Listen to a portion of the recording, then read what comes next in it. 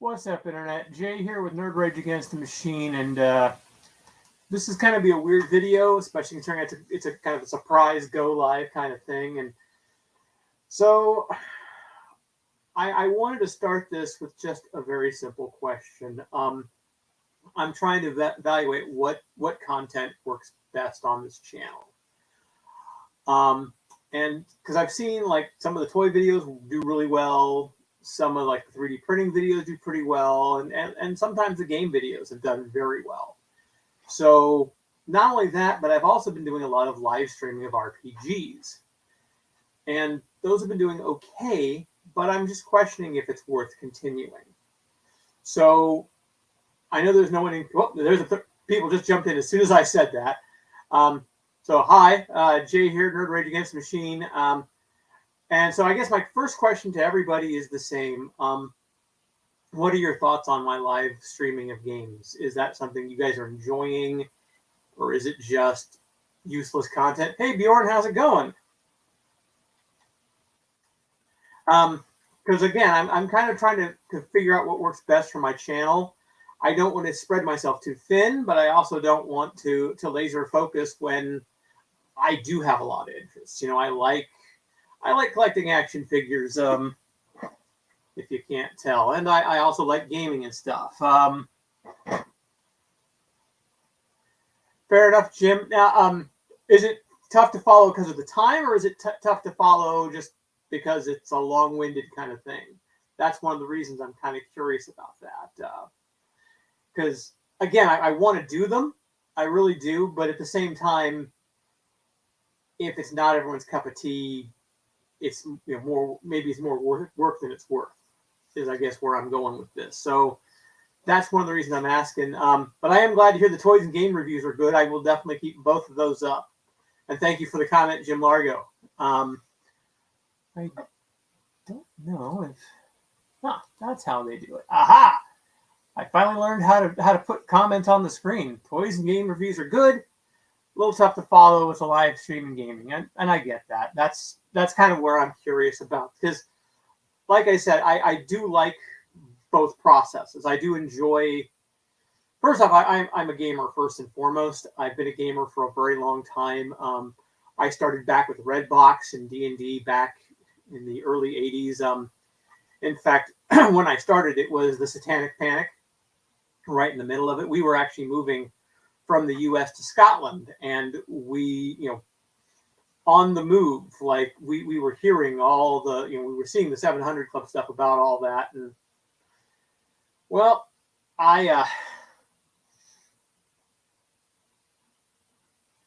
let's see. Okay, and I first off, thanks Jim Largo, or thanks Bjorn for the comment. I definitely do appreciate that. Game reviews, I definitely think are going to stay. I'd say it's mostly time intensive and perhaps an edited overview of each session. Okay. And maybe what I would consider doing as well is either smaller sessions or just more demos than actual campaigns. I really wanted to do this Boston campaign. I thought it would be a really cool idea. But some of my players have been less than reliable in that respect. I do understand life takes precedence at times. I do, but at the same time, I want to make sure we have a full crew and we're going to be trying to entertain you. But again, if that entertainment isn't there, that entertainment isn't there. So I think I have my answer at this point. And I definitely, first off, I do appreciate both Bjorn and Jim. I appreciate both you guys for sticking in. And anyone else who sees this view later, please feel free to call to chime in as well. I would love to hear all the responses I can on this, because again, this is where I think I need to figure it out. And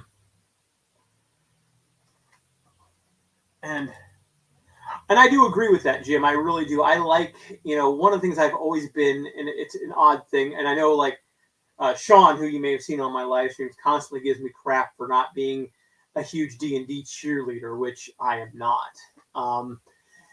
And because of, one thing is, I believe, variety is the spice of life. I think there's a lot of great games out there. And it's kind of always annoys me when I get to a group where it's like, we play both kinds, D&D and Pathfinder.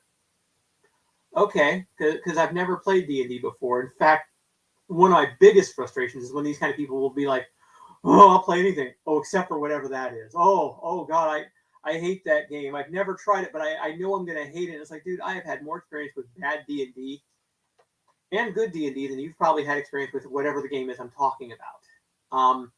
So I always find that very frustrating, and I do think it's more fun to have the oddball games come into play. I have no experience with RPG games, and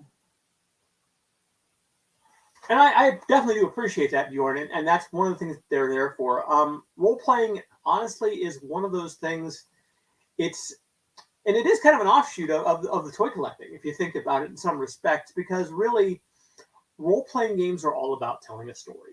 That's what they're there for. I mean, unlike a competitive game like Warhammer or Bolt Action or BattleTech, I always say, when I'm GMing, I'm not there to defeat the players. I'm there to tell a story. I'm there to get the players to tell a story. It's interactive fiction. This was no different than, as a kid being, I'm going to be Flash Gordon. You can be Ming the Merciless, right? I mean, that's what it is. The only difference is the figures are way smaller and way less articulated, but also the fact that story is really what you're going for. The story is it. The rules are there to facilitate that story.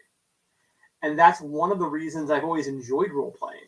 And back to what Jim was saying about, classic and unfamiliar games, that is one of the reasons I like some of those unfamiliar games, because you tell different stories. In fact, one of the things I really would love to do is in my group get some greater diversity. And I know that may sound like a weird thing to complain about, but I would love to have, somebody is a person of color, or, somebody from the LGBTQIA community join our group, because more diverse voices make more diverse stories. It's not about quota setting as much as, again, different perspectives create more interesting stories, in my opinion. Enjoyed D&D, Warhammer, Rifts back in the 90s, but I haven't kept up with the new mechanics and innovations. Yes, there is. There is a lot of cool stuff. And in fact, the big thing I think is that games have gotten simpler over time. Like you mentioned, D&D, Warhammer 40K, and Rifts. Rifts, it is a complex little system. I mean, especially when you consider the core mechanic for combat is what it is. There's a lot of crap to building a character that new games just really do make simpler.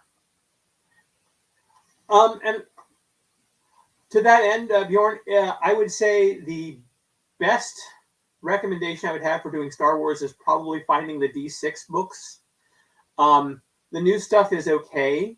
The one thing I like about the new Star Wars RPG is its hyper focus, i.e., if you buy Edge of the Empire, you're basically going to be writing something like Firefly or Mandalorian, or Firefly with Star Wars themes, or Mandalorian. Very much that kind of game, where Age of Rebellion is going to be your rebellion, your military campaign, and Force and Destiny is your Jedi game. But the original West End game system was super, super simple. It's one of the easiest things. In fact, the toughest part I've always found with the West End game system is normally initial explanation of character creation, because players have a hard time wrapping their head around dice equaling points. And it's a very small point, and it's something that once it clicks, it's boom, you're off to the races. But the system itself is super simple. It's just, each stat is rated in how many six-sided dice you roll. And the higher the roll, the better the chance.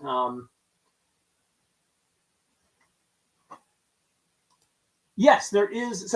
But that's not a role-playing game. You're thinking of, there is a miniatures game called X-Wing. And X-Wing is a tactical miniatures game, much more like Warhammer. It is a competitive game.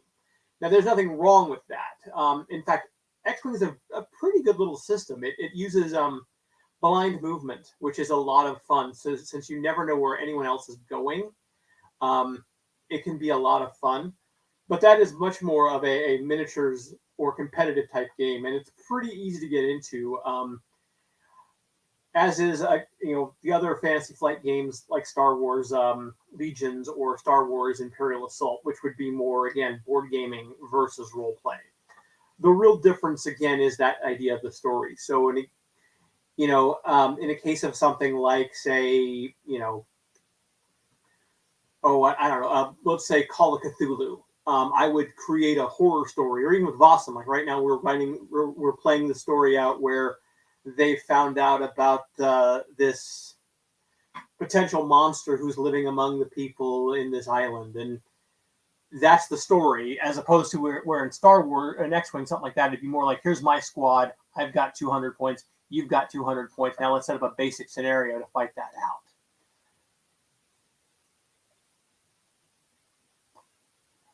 I have not tried Sword and Sorcery. I recently invested in Sword and Sorcery from Ares Games, mostly to paint the miniatures, but I want to try the solo mechanics. I have not tried it, Jim. I would let me know what you think of it. The last game miniatures game, which again I also bought for the miniatures, I won't lie, is a great little game. I'm going to do a review on it here pretty soon, called Dead Man's Hand by Great Escape Games. It accomplishes three things in my opinion: one, being cheap; two, being easy; and three, being tactically satisfying whilst doing the other two. The core box was $50 and came with 15 miniatures of cowboys, which again are pretty cool models. They look great. They're about the same quality as like a Warlord Games kind of things, like Bolt Action or Black Powder, that level of quality miniatures. And we played a couple of games of it the other night, me and a friend, and honestly, I got my butt kicked. But it was so much fun. It was very much a cinematic Western on the table. And again, this, back to the gaming, the difference between miniatures and role-playing, to Bjorn's point, this is one of the differences, is literally the scenario was, all the outlaws are holed up on this plantation, and the law dog posse's going in to take them out.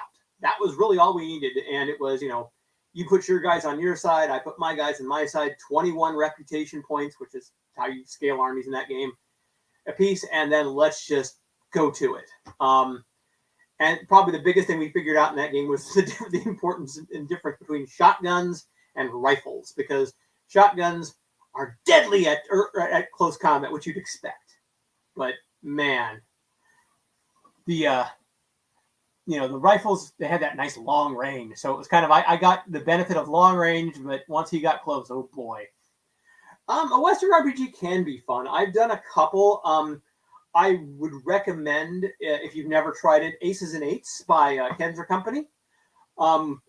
Deadlands is good too, except for Deadlands also has that horror aspect. So if you are wanting to avoid the horror, I would definitely recommend Aces and Eights instead. One of the coolest features of that game, besides the fact that they love the West, it's obvious that they love the Wild West when they wrote that game, but they use this innovative shot clock, which is a clear transparency that they put over a body map, and then when you roll your attack, you roll the attack, then you determine from that template where the actual bullet would have hit, so that you can do things like, okay, he really was behind a rain barrel. It would have shot him in the leg, but the rain barrel got in the way. Also, there's a lot of great little mini games. Like there's one for cattle driving. There's one for hung for juries and stuff. And it is based off of First Ed D&D, but so heavily mutated you'd barely recognize it. If I were going to run just a straight Wild West game, that's one of the most likely candidates. The last game I ran in the West was actually, we ran a Call of Cthulhu Down Darker Trails, which was West with Cthulhu mythos. And that was a lot of fun, I thought anyway. And yeah, definitely the Wild West is a fun genre. Looks like Bjorn's agreeing with us too, but it is definitely a great genre to play in, I think. I am not as familiar with the West as some things. One of the things I've been itching to try is actually a new game called War Stories, which is World War II. I always thought it would be fun to do a World War II themed RPG. Maybe make all the players the crew of a single Sherman tank on the Western Front, as an example. But again, there's only so many games one can get into. Unfortunately, that is the other downside with role playing games over, say, a miniatures game. So as Jim mentioned earlier, he's getting into Sword and Sorcery, and I said I was getting into Dead Man's Hand. I could, play Dead Man's Hand and then literally just turn around and, grab miniatures in the book for Swords and Sorcery and join in and go back and forth. Like this week we'll play this, or next, maybe we'll play a session of this for a couple hours and then jump into a game of Dead Man's Hand, what have you. With a role-playing game, especially with the idea of telling the story, ideally you would like to keep the game going multiple sessions and keep the campaign in play. So as a good example of this, right now I'm playing Traveler with Sean as GM, and we've been playing for about 3 months. And it's been a lot of exploring and things, but definitely some good stuff. We've just gone through a lot as characters. What's on it?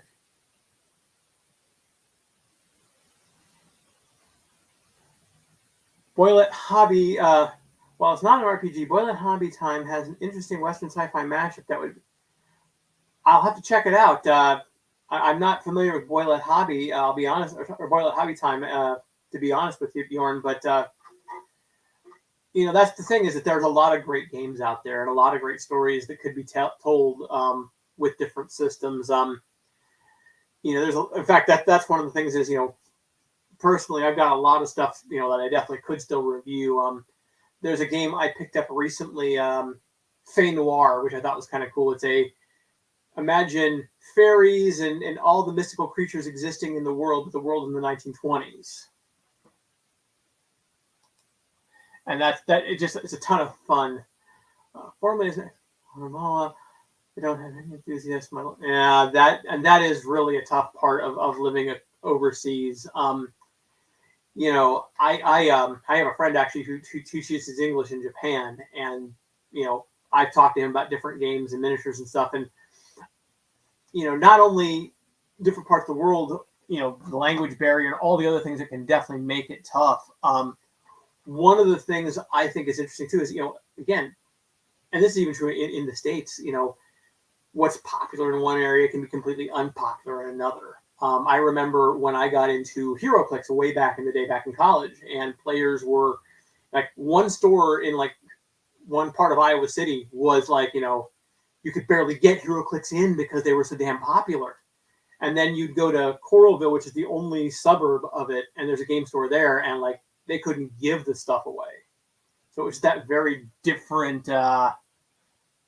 very different thing that, and that's true. I mean, like I'd read recently in Japan, I guess Judge Dredd the miniatures game did really well for some reason, as opposed to others. But, and you see it in Spain too. A lot of the Spanish miniatures companies make a lot of small, pardon me, a lot of small games, like skirmish level, 5-10 miniatures at most on the table. There's a lot of, okay. Yeah, I could see that being a lot of fun. In fact, speaking of that kind of genre, there is another interesting game. Polly Kidd, who I'm a big fan of her work, put out a game called D20 to Yuma, which is basically D&D, but set in the Wild West. So you have orcs and you have elves and you have dwarves and other creatures, and it's set in the Wild West. So you could have a beholder carrying 6 guns in every one of his eye stalks, if you will. It's a fun concept, at least, wrestling a dragon kind of thing. But again, something like that could be definitely a lot of fun, especially with dinosaurs and the like. And there are a couple other games that I think, I think there's one called like something like Brontosaurus Rex, which was like a Western with like Jurassic Park Western kind of thing. So you do find a lot of, I think with role-playing games, you do find a lot of mashups like that. In fact, Pinnacle Entertainment, the guys who made Savage Worlds were really good at that, for sure. And they do a lot of fun little mashups. In fact, they just made a Flash Gordon RPG not super long ago. That's one I'd love to get going again sometime. Yeah, I would definitely agree to Jim. Local comic shops and game shops are definitely a great way to meet people, especially people that are of the same mindset. I can remember like one of the first times I ever went into a game shop, and I mean, I'm talking, I was like 16, 17, and I tripped and someone said, "Hey, you missed your dex roll," and the whole store cracked up over it, including myself. And that's the kind of stuff that you find in a local game store, I think. And you do find a lot of that like-mindedness, and I think even more so than sometimes over the internet when you have people from different regions who have different opinions, good or ill. We have a few in our area as well. Each one kind of has their own shtick, and I think that's a lot of it is definitely sit in on one if it's something you're interested in. A lot of players don't mind watching, and that's one of the reasons I actually started the whole live stream because of the fact that sometimes it's learning a game. The mechanics always seem so imposing, especially when you see a 400, 500 page rule book sitting on the shelf and think, oh God, I have to memorize that entire thing, compared to like say Monopoly where the rules were on the inside of the box. But the thing is that most rule sets really aren't as daunting as you think they are. It's just, again, they're putting a lot of fluff in that book. They're putting a lot of material, or in the case of something like Dungeons and Dragons or Champions or the like, every superpower, every spell, every thing like that has to have a definition. So, most people will not read an RPG cover to cover like you would a novel. Instead, it's you read section by section, and then there are certain sections where, like in the D&D book, for example, you have feats and you have magic spells and you have priestly spells, and those are things that you will read the ones that you need for your character, or you might read, especially with feats. I tend to read it like a catalog. Okay, well, I don't really want this. Oh, that sounds good. What's that about? Oh yeah, definitely. So it is something where I think that, again, setting in on a session is a great way of learning about it.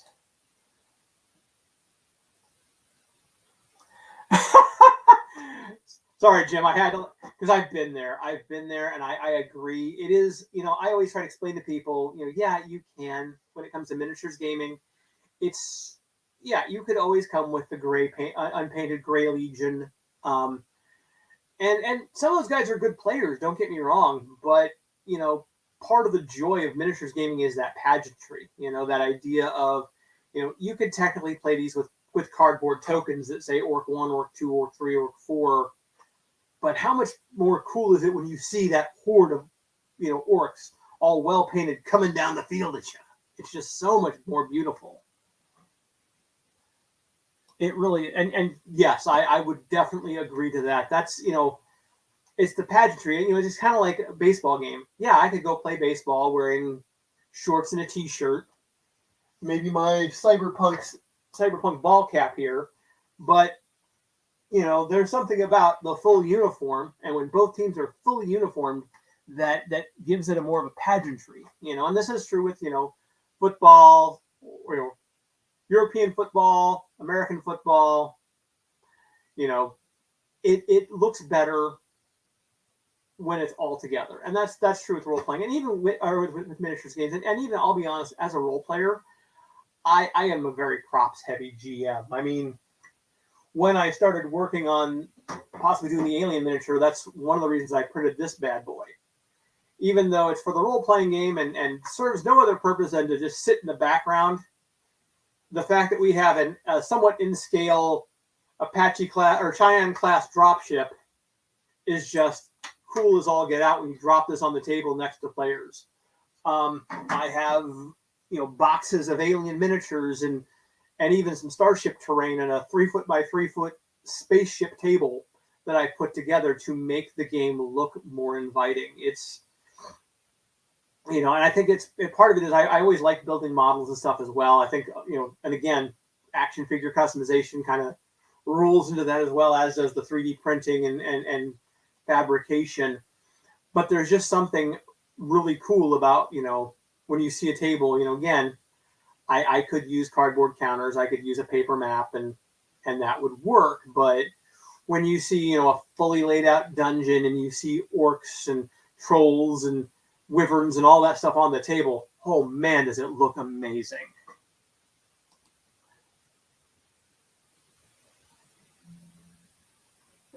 Thank you for the comment, by the way, Jim Largo. Let's see here. I'm remembering. And yeah, and the thing is that that is definitely a source of humor, I think, in role playing, because the dice, can be used in such a way. And that's really, I mean, really, role playing is not much more than storytelling. The rules are only there to make choices that people can't. Back in the day when you were a kid, and you played cops and robbers, it was bang bang, I shot you. I got a force fever. I ducked. Now you have rules for okay, so I roll, and your armor class is such and such. I rolled this. I hit you. But I was using the duck and weave skill, so that actually drops or adds extra to my AC. You didn't hit me. Fair enough now, instead of, all that kind of garbage. But we've all had those bad rolls. I remember one of my worst experiences in a game. There's a game called Rollmaster, and they have these beautiful but obnoxious charts, just full of potential things. And I rolled a random fumble. And basically, my character tripped over an imaginary dying purple turtle. And it was like, oh, dear God. and Jim brings up a good point here as well. Hazing and camaraderie are definitely, it's like any other trash talking. We've all been there. One of the last groups I played with before I moved up to Cedar Rapids was...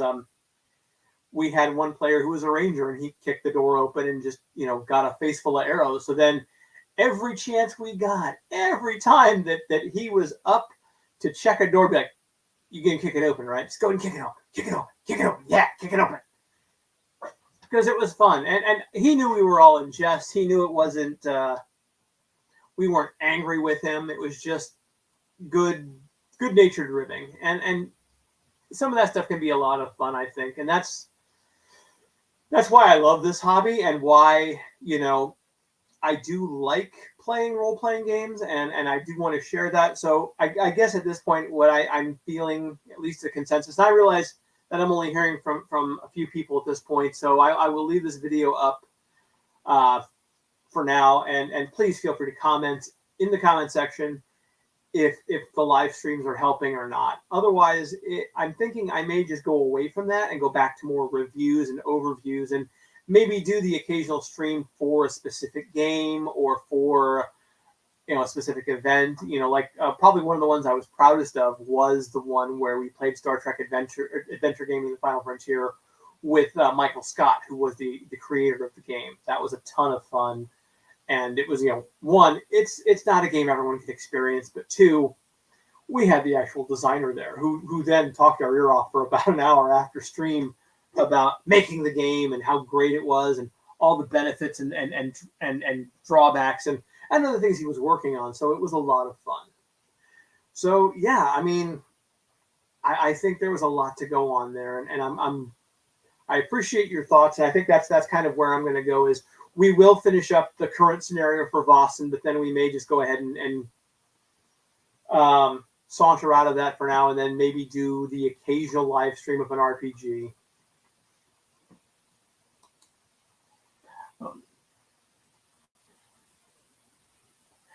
And this is also true. It's a little off topic, but I'm definitely down to talk about this. One of the things about role-playing, metagaming, as they often refer to it, and it can be a tough thing to deal with, especially in an RPG.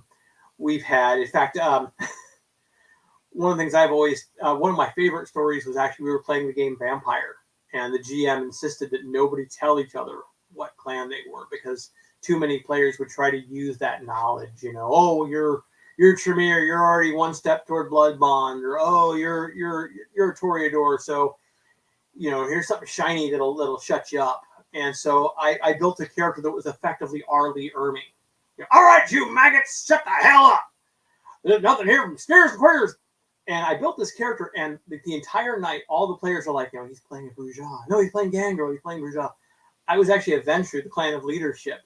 And again, most people stereotype that clan of leadership as, I wear 3-piece suits, and I have dinner with the mayor. I'm Bruce Wayne, and it's like, no, leadership can take all sorts of forms, including the gruff military, wears camo kind of guy. And and yeah, that kind of thing. And I think that's really where I'm going, Bjorn. Is I'm going to do one shots more than I'm going to do a full campaign, just because, and even then I may limit it to, here's something fun that's different and unique, as opposed to trying to do one every other week, which is what we were doing. Because I think, again, making it more of a special thing or a once in a while will make it a little more interesting and a little more exciting, especially if it's a game that people want to see. I think that's the other side of it too, is, there are hundreds of role-playing games out there. And if you guys have suggestions of ones you want to see live stream, sure, feel free to hit me up and I will definitely look into it. That's, again, I do buy a lot of RPGs, some of which I know will probably never see light of day or very rarely see light of day. And some of which, again, are just because that sounded really cool and I wanted to read it. Among my favorites, I'm very partial to Conan. I do like Star Trek a lot, especially the new system. Call of Cthulhu is another one that I'm big on. My players really love Tales from the Loop. So, there's a lot of different games out there. But again, if there's something that sounds particularly interesting and players want to see it, I'm absolutely all over it. I'm up to bring a new game to the table to show everyone what it means. Because again, I think that's the other side of it. Reviewing a game is one thing, and one of the other weird things about role-playing games, other than versus like a video game or a board game or a miniatures game, even, is a good GM can make a bad game good. I mean, you can take a system that's maybe broken or not perfectly well written, and a good GM can tell you a great story, and vice versa. A bad GM can make a great game, your favorite RPG, feel like garbage. Yeah, and I do agree with that as well. Time constraints and scheduling are always one of the things that makes this tougher than it should be, because I understand life gets in the way. One of my biggest frustrations as a player is I hate putting a lot of work into stuff and then having players, flake out on me at the last minute. I would rather, if you give me a week's notice at least, it would definitely help. We've had too many examples of that where players just, decide at the last minute, yeah, I can't show up because of this, that, or the other. And that's a huge one, especially. And I realize, it's that old adage that when you get older, you have, when I was a kid, I didn't have the money for all these miniatures games and all these RPGs and, but I had a ton of friends who had nothing to do. So like I ran the hell out of Cyberpunk in high school. Like, honestly, D&D got some love, but for my group, it was always Cyberpunk. I mean, it was one of those, I had, my core group of Cyberpunk players, maybe 4 or 5 players, and then like a revolving door of other classmates who were at least curious, jumping in once in a great while to play. And I got to the point that I memorized the 2020, the Cyberpunk 2020 rule book. I don't know 2077 or Cyberpunk read half as well as I knew the original book, down to like minutia. But now that I'm older and I can afford, 4 different copies of Cyberpunk and an entire shelf of RuneQuest and all these other RPGs, just if it looks like I'm going over this way, it's because I'm looking at all that stuff. I mean, I've got a ton of stuff for Conan, a ton of stuff for Cthulhu. I have, not to brag, I have every version of Star Trek rules that have ever been written. That's one of the reasons I wanted to do a review of all of them, because I thought it would be cool to talk about the evolution of that as a game. And yeah, lots of stuff going on, but there's no time for everyone to get together to play it. And that's the other part. Yes, absolutely agree with you there, Jim. Online gaming does have advantages, but it will never replace the fun of in-person pen and paper. And part of that also with some of these newer games, there's also a lot more material. I recently ran Paranoia on my birthday, and some of my players, we talked about it, beforehand. I'm like, we're not going to do this online, and some of them were like, well, why not? Because there are so many cards in the new game, and it's all about the cards. And the old games didn't have that; they were all dice based, and yeah, it was a lot of fun, but The new game is just harder because you had to generate those cards as a deck somehow and put them online so the players could get access to them.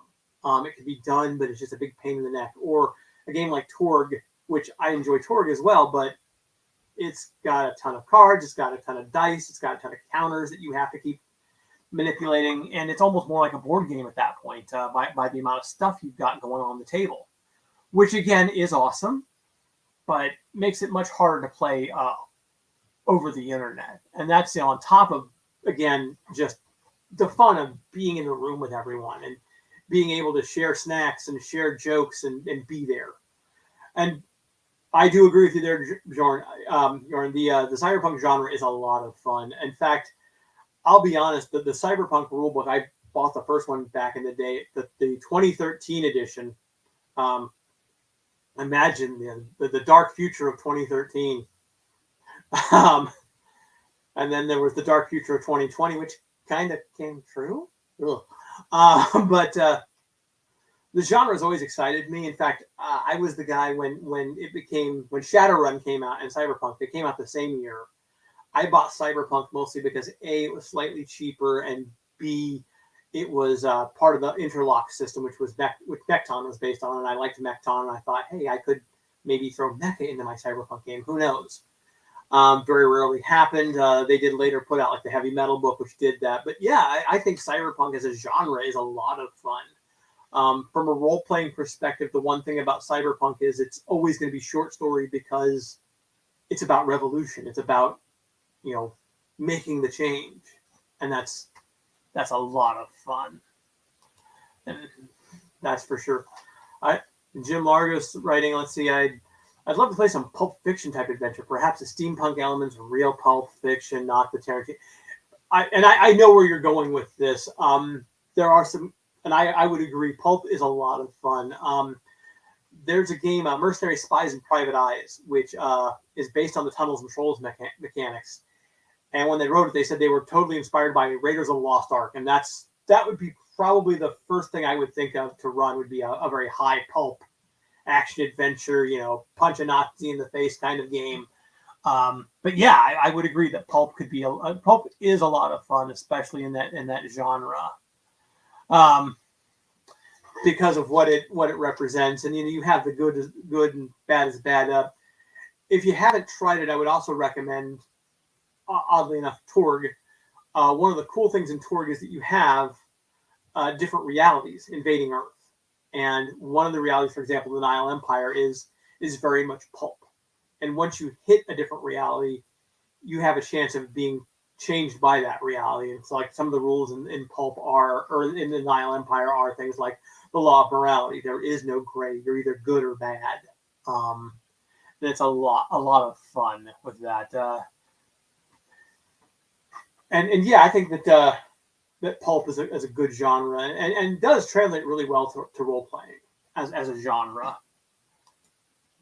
Blade Runner takes place yes. In fact, they just Free League, which is a Swedish company. They're the guys who make Aliens. They make Tales from the Loop, as well as Boston, which is the game we're currently running.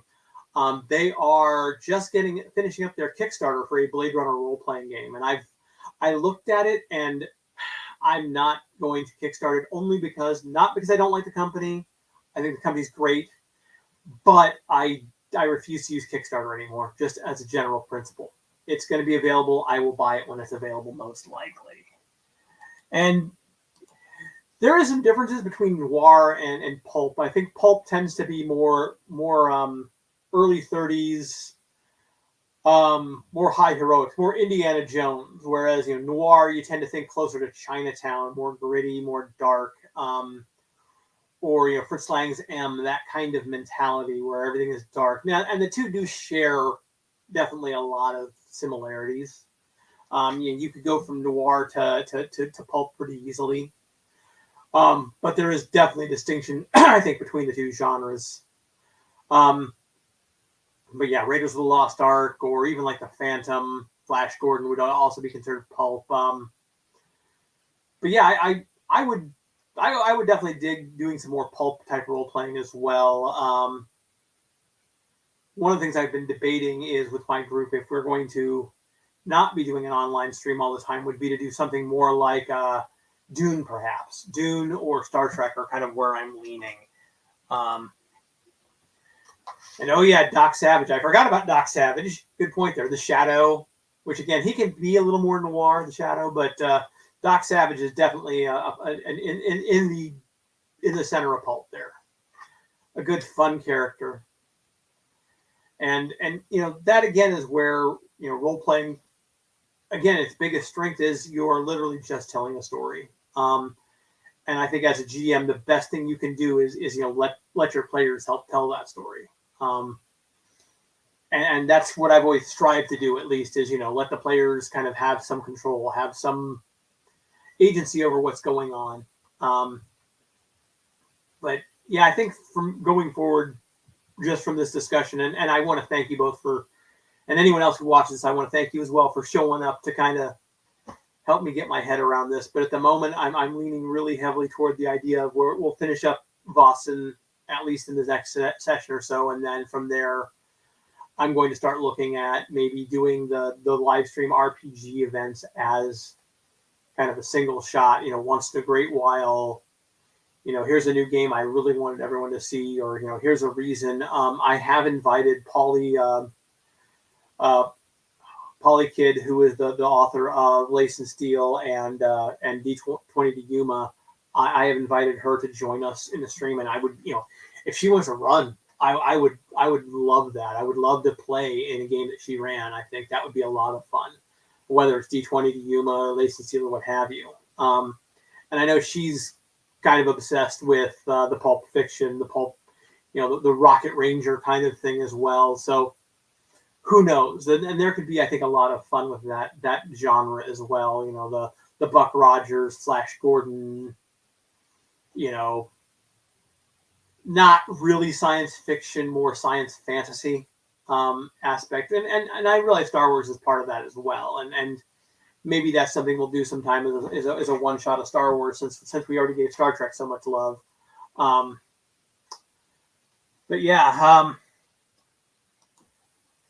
and I'm glad you are too. I really do appreciate it. I that's the one thing I love about being able to stream at all, and the YouTube community is so far it's been a very positive experience, being able to talk to people and kind of share my thoughts with the world, and also to see kind of a little bit of good feedback on it. So I definitely do appreciate it. I think at this point I will go ahead and I'm going to end the stream. We're about 45 minutes in for what was basically just a quick question.